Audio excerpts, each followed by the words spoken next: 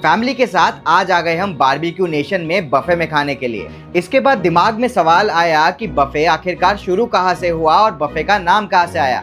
उसके बाद सोचा कि हटाओ यार, prawns, chicken tikka, fish tikka पे फोकस करो। इतना सारा खाना है कि कुछ सोचने का मौका ही नहीं मिलेगा। लेकिन दिमाग में तो ये सवाल आ ही गया था, इसे छोड़ता कैसे। तो 16th सेंचुरी के स्वीडन में एक कॉन्सेप्ट स्टार्ट हुआ था जिसको कि ब्रांडविंसबोर्ड बोला जाता था, जिसका मतलब होता था टेबल ऑफ स्पिरिट्स। जहाँ पे जो अमीर गेस्ट आते थे उनके लिए एक टेबल रखा जाता था, जहाँ पे अनलिमिटेड अल्कोहल रखा जाता था और कुछ स्नैक्स रखे जाते थे और अमीर लोग अपने चॉइस से अल्कोहल और स्नैक्स खाते थे। इसके बाद 18th सेंचुरी में ब्रांडविंसबोर्ड कन्वर्ट हुआ स्मॉर्गासबोर्ड में, जहाँ पे अब अल्कोहल और स्नैक्स के साथ मील भी रखे जाते थे।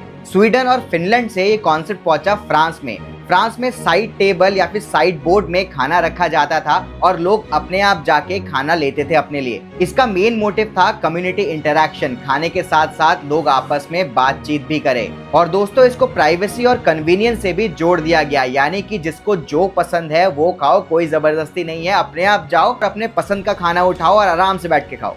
लेकिन ये बफे शब्द कहाँ से आया? तो फ्रांस में साइड टेबल या जो साइड बोर्ड होता है जिसमें खाना रखा जाता है, उसको फ्रेंच भाषा में बफे बोलते हैं। इसके बाद धीरे धीरे ये कॉन्सेप्ट पहुंचा अमेरिका और अमेरिका में स्टार्ट हुआ all you can eat buffet, यानी कि स्नैक्स से लेके मेन कोर्स से लेके डेजर्ट से लेके पूरा खाने का भरमार होता है और आप जो मर्जी वहां पे खाओ। वही कॉन्सेप्ट आज पूरे वर्ल्ड में आ गया है और इंडिया कैसे पीछे रहता, अब ये कॉन्सेप्ट इंडिया में भी बहुत धूमधाम से चल रहा है। तो था ना इंटरेस्टिंग? और ऐसे वीडियोस के लिए मुझे फॉलो कर लीजिए।